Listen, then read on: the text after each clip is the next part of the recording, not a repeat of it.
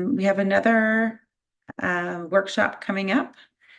This one is entitled Wild Self-Compassion, Awake in the Wild and Mindful Self-Compassion Practices for Climate Change. And this is being presented by Dr. Kimberly Sogge. Am I pronouncing that right? My, so in this, sorry, I just have a brief intro. In this experiential workshop, Dr. Sogge is a registered psychologist and certified self-compassion teacher and experienced mindfulness teacher, suggests that the integration of mindful self-compassion and nature-based mindfulness, or wild self-compassion, is one set of psychological tools that could empower communities to have the psychological resilience to face stresses and challenges associated with difficult social and ecological shifts related to climate change. Welcome, Dr. Sogge. Thank you so much, Alexis. And you did pretty well. I actually just learned how to pronounce my own name from people indigenous to Norway, which is where my people are originally from. And it means where the water flows swiftly in Old Norse. So it's Sogge. Sogge. So Oh, it kind of sounds like what it is, doesn't it? yeah, it So doesn't. my own discovery of roots and connections. Thank you all so much for being here. And I want to thank the organizers of this conference for just like a brilliant 2 days. I've been attending everything and I'm just so inspired and energized by the energy of the youth, by the activists, by the brilliant research, by the collective energy for change. So I just wanted to extend a deep thank you for all of you and for the conditions that brought you here. I'll just talk for a little less than half an hour today, and hopefully a lot of it will be practice time because I know you've all been online a lot, about a way that I have been cultivating to work with my own distress and the distress of my clients around climate change. So I am a registered clinical health psychologist in Ontario. I live and work on the unceded and surrendered territories of the Algonquin Anishinaabe people, and feel really blessed to be right at the convergence of three rivers, which I'm told by other Indigenous teachers are places where healing and creativity and community are built. So thank you to the land, to the tenders of the land, and to all of you for being here. Kimberly, I'm just going to interrupt. Your slides are looking a bit blurry. Oh, they're a bit blurry. Oh, that's interesting. It looks clear to me, so I'll see maybe, should I stop sharing? Yes, maybe, and then start again. Reshare. Okay. Thank you for the heads up about that.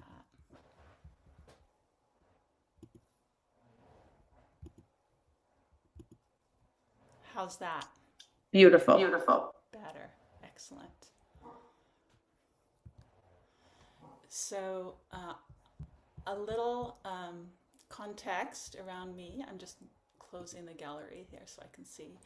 I am of settler lineage. I was born on Treaty 4 lands near Mistassini, the Buffalo Child Rock in central Saskatchewan. My lineage is as fourth generation settler. My ancestors were originally displaced from the northern coasts of Norway and indigenous Sami territories in Russia and Norway. As I said, I'm a registered psychologist living and working on unceded and unsurrendered territories of Algonquin and Anishinaabe people. And I have so much affiliation with what Dr. Vo just spoke about. We share most of the same teachers and very similar lineages. So I would say there's no space between us in terms of the value on mindfulness practice and the value on interbeing. In fact, I belong to a community that was inspired by the teachings of Thich Nhat Hanh here in Ottawa. Right now, I practice in a group practice with a variety of other professionals who are all focused on promoting mental health. The name of that practice is after the rivers and lands of this place, the Ottawa River Integrative Mental Health Practice. And in my interest of serving the community and helping my profession turn more of our resources and energy towards the climate crisis, I am the chair-elect of the clinical psychology section of the Canadian Psychological Association. And I'm really happy to say that for the first time ever, the Canadian Psychological Association will be hosting a day-long retreat and workshop with myself and 3 other professionals, specifically talking about psychology and planetary health. So we're really excited about that. I'd like to invite everyone here to recognize the conditions that allowed them to be here. I know that everyone here has energy and intentions for facing the climate crisis and developing resources to have courage and wisdom and compassion in our action. And none of us are alone. All of us, by being here, have benefited from the contributions of others, human and more than human, in allowing us to be here in this moment. So as I name some of my teachers human and more than human, I invite you to reflect on and maybe even type in the chat those for whom you have gratitude for allowing you to be here with this energy and motivation and intention to bring healing to yourself, to other people, and to the earth. I'm naming Thich Nhat Hanh, the teacher I share with Dr. Vo. Mark Coleman, who is the founder of the Awaken the Wild approach in which I'm trained.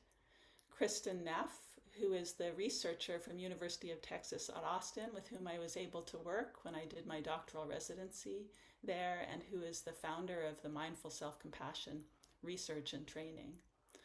Joanna Macy, one of the original activists in anti-nuclear activism in the US. David Loy, the founder of the Rocky Mountain Eco-Dharma Center and a philosopher. Kittisaro and Tanisara, Viradamo, all Buddhist teachers. Locke Kelly, Paul Gilbert, founder of Compassion-Focused Therapy. Andre Valino, a Dharma teacher in the Thich Nhat Hanh tradition and my partner. My own father, a farmer with an 8th grade education, who taught me to love the land and be devoted to it with all your heart, and many more than human beings. I'd like to read a dedication from Uriah Selidwan, who is an indigenous contemplative teacher. To all our ancestors, all our relations, and our stories, to the siblings of my heart, to Mother Earth, water, sun, and skies. To you, I am forever grateful. Blinded by your light, I learn to walk in the dark and vow to serve all siblings on our shared path.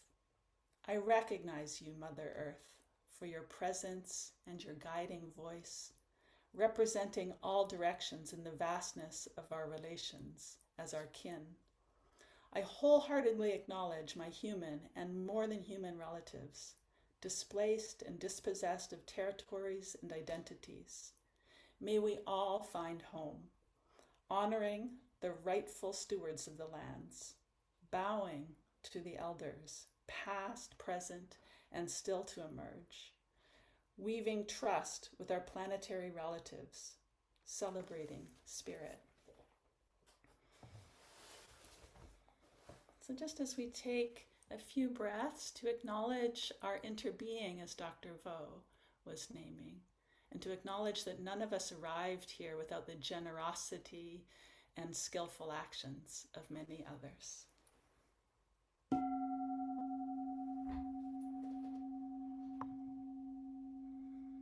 Breathing in gratitude, breathing out wishes for well-being to the ancestors before us and after us and those emerging now.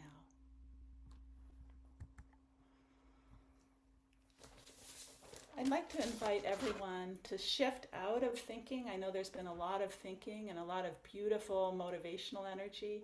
However, the wild self-compassion practices that I've been cultivating with an intention to offer skills and training to our communities, because we know that there's no way the mental health system, separating out mental health from planetary health, is not going to work to solve climate emotions or climate problems. As one of the previous presenters said, I'm going to quote them, "This is not just a climate crisis, it's a crisis of emotions and disconnection." And another presenter here said, "Relationships underlie all of our work." Another presenter spoke about identities and the need for new cognitive appraisals of our current situation. And this is exactly what wild self-compassion is about, integrating the nature-based contemplative practices of Awaken the Wild with mindful self-compassion. So in that spirit of gratitude and interconnection, I invite you to just bring your awareness back into the body from this little light box that we're sitting in front of.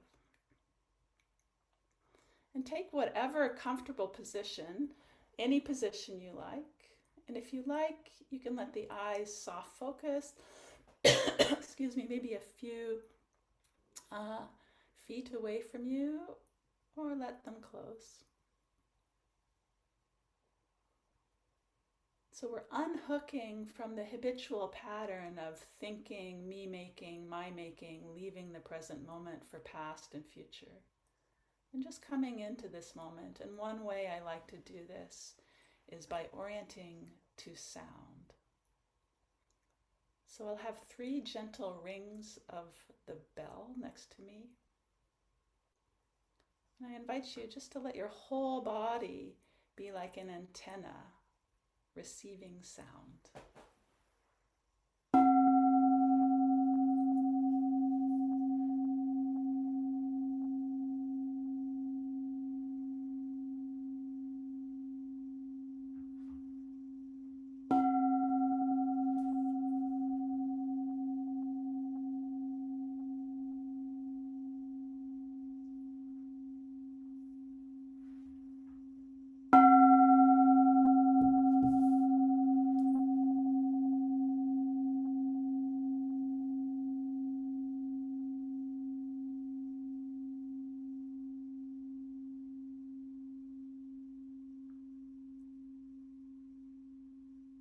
Without going to thought, just see if you can bring a real curiosity to the experience of sound inside and outside this body in this moment.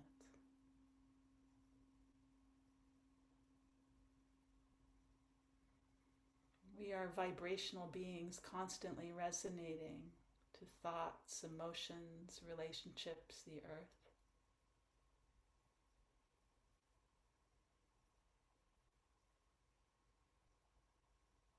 So as we let thinking kind of be in the background and in the foreground, let's just feel that resonance within and around us.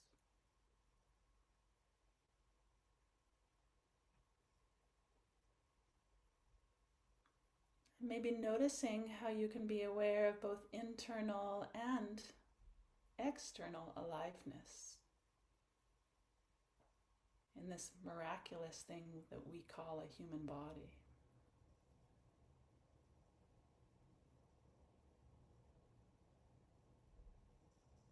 And maybe you can notice qualities of aliveness in this body, a pulsation, a tingling, different temperatures.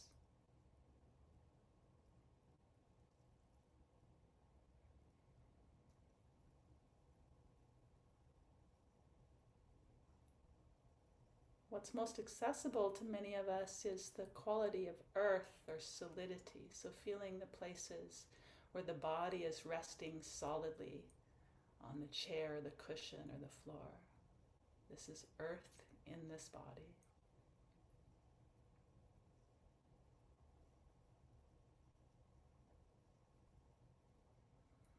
And maybe with the pulsation, feeling the flow of the element of water in the body, the saliva in the mouth, the tears in which our eyes are bathed. The salt of the ocean in our eyes.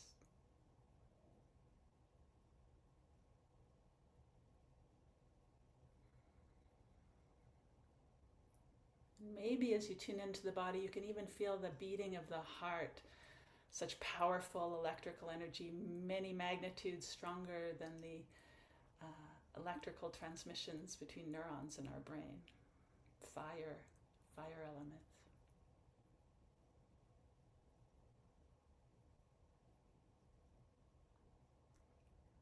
And noticing also as we drop in how the body is breathing us in this constant conversation with the element of air.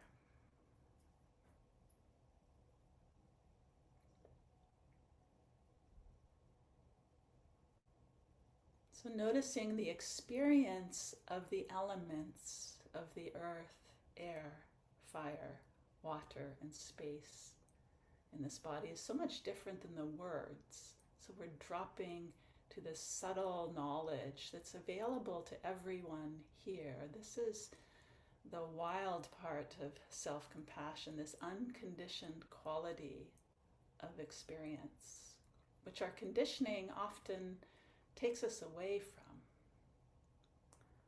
So coming back to these elemental, fundamentally whole qualities here in all of us.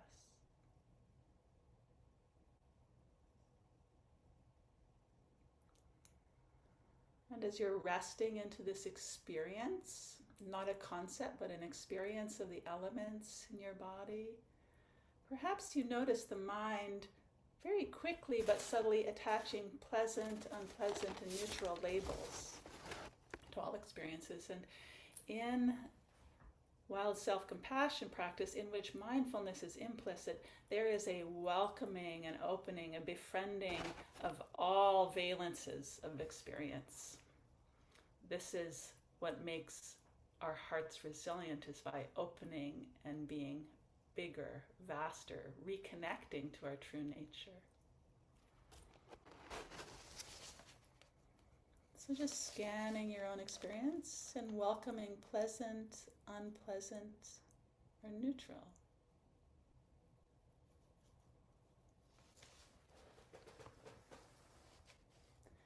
And if you notice where there's a difficult experience or maybe a little discomfort, perhaps just letting your attention gather around that area now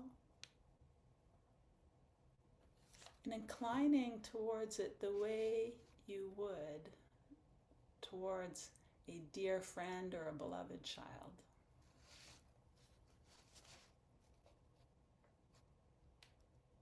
So just letting your heart melt just a little, if that feels right.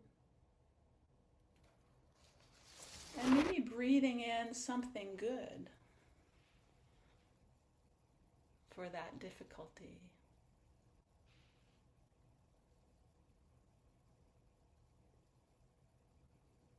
Maybe offering the part of you that's experiencing this difficulty some words that you would offer to a good friend.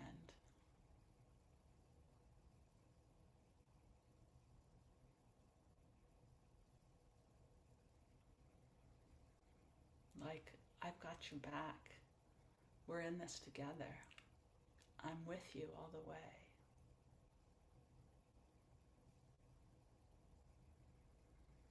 Just noticing how that lands.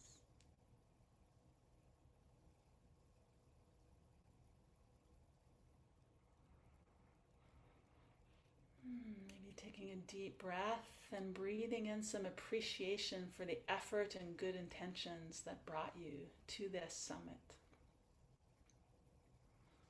And maybe refreshing the awareness that we turned towards earlier is of gratitude for all the many unseen hands that allowed us to be here.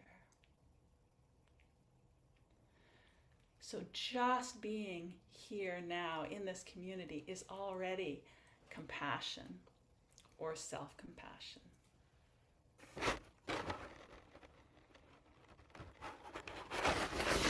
inhale one time to give us some time to open eyes and wiggle or stretch or dance or howl or whatever it is that feels right to you.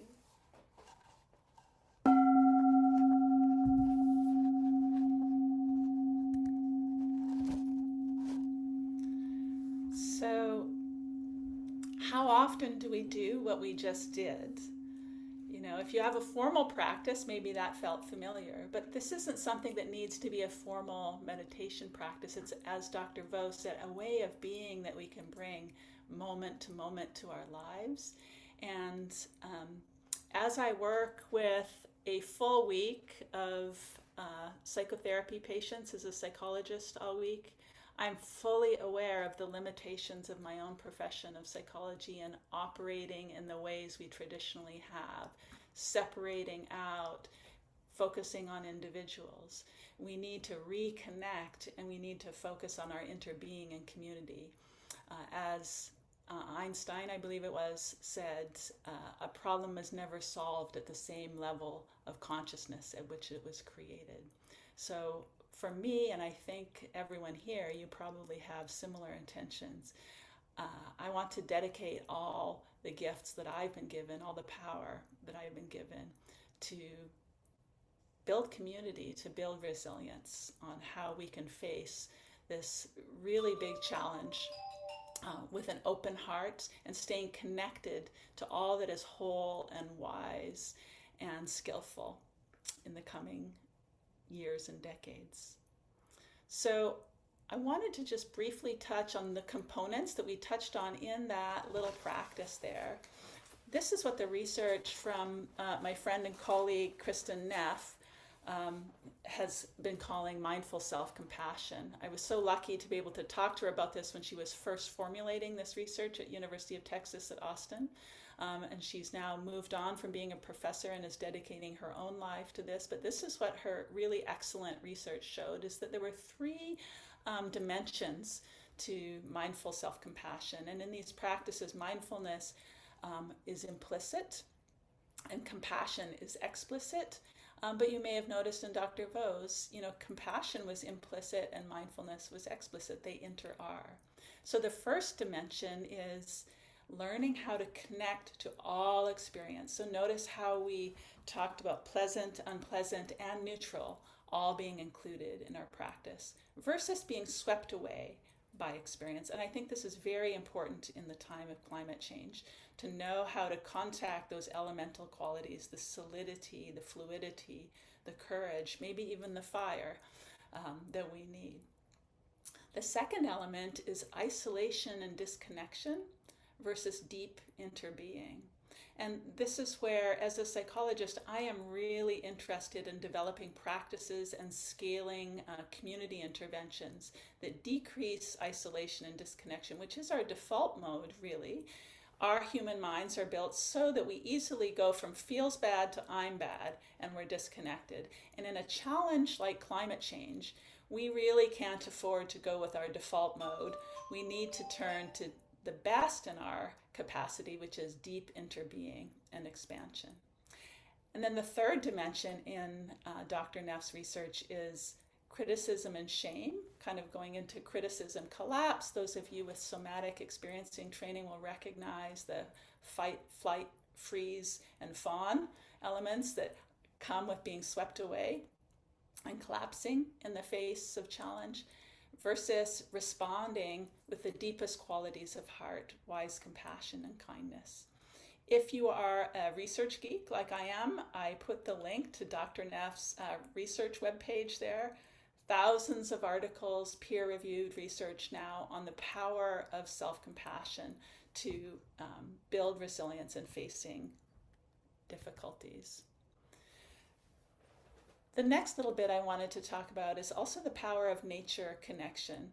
As I've really reflected on how to counter this individualist, separatist, capitalist, and colonialist consciousness, really, that all of us have inherited here on Turtle Island, I've looked for practices that would really help us in a appealing way connect to our interbeing.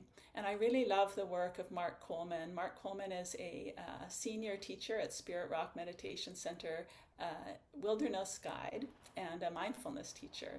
So he's written several books, one of which is called Awake in the Wild, and I've studied with Mark for several years. And the simple premise of his work is that we protect what we love. So the intention is to build love with the living world.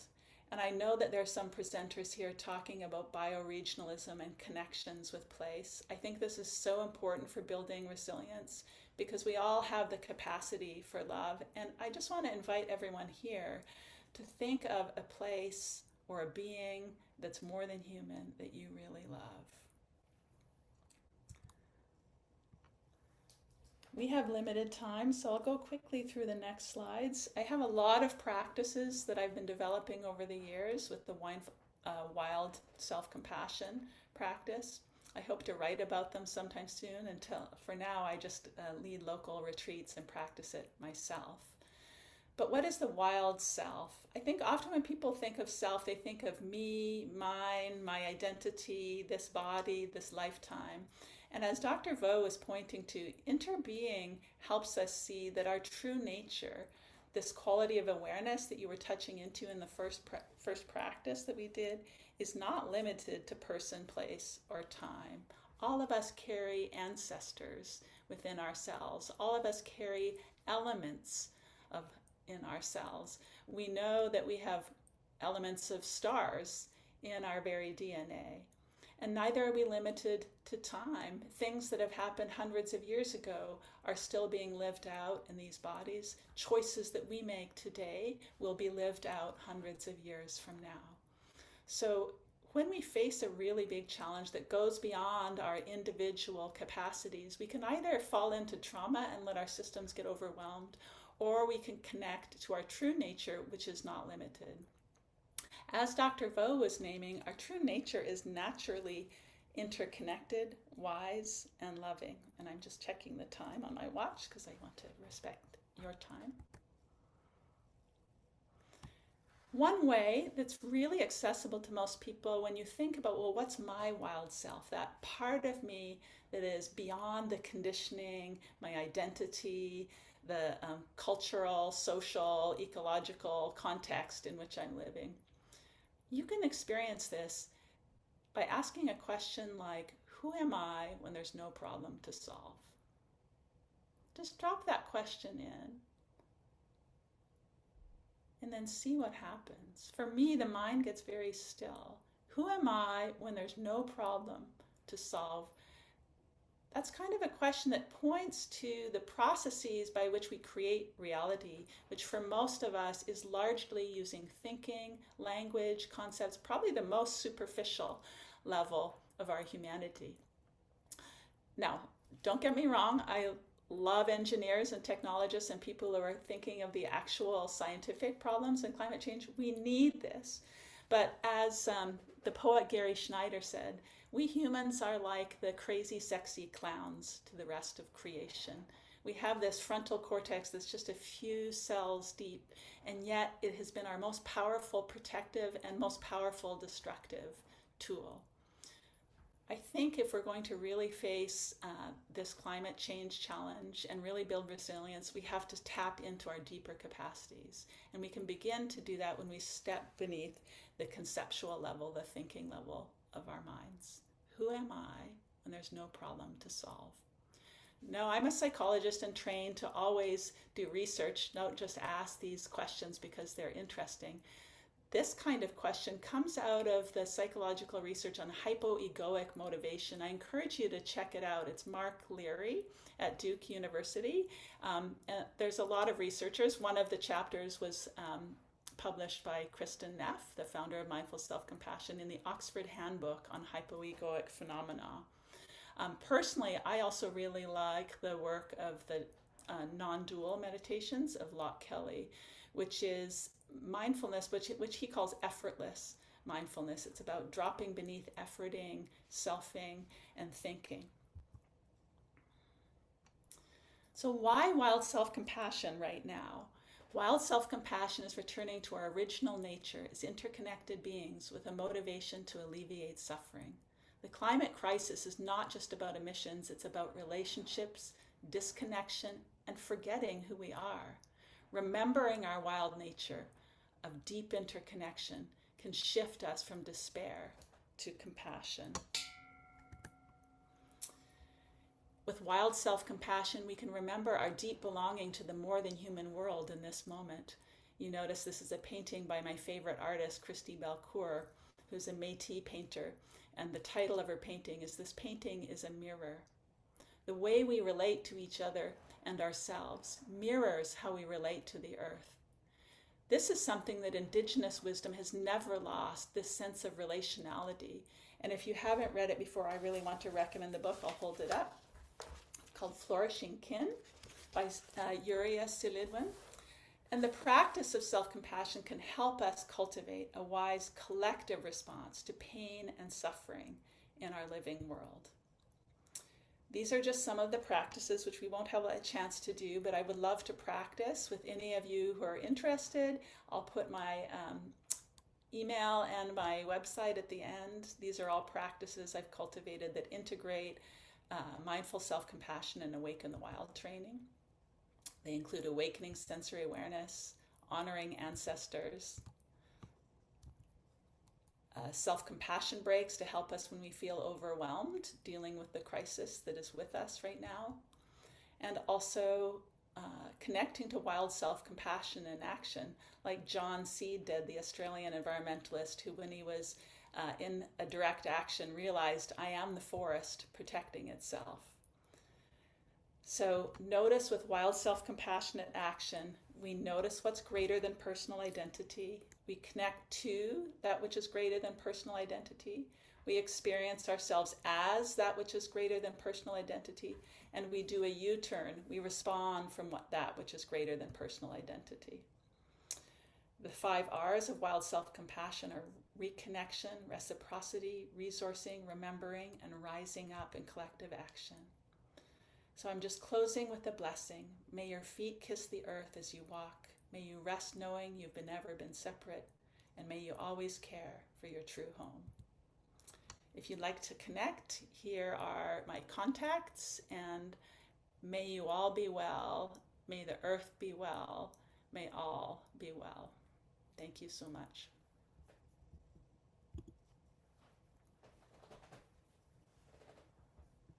Thanks so much. Oh, I think I'll just, yes, thanks. Thanks so much for that lovely workshop. Oh, I think you need, if you can just mute yourself. Thank you. Yeah. Thanks for that lovely workshop. It was, yeah, very beautiful, very powerful. And I think that's something we can really take with us as we move into our next session.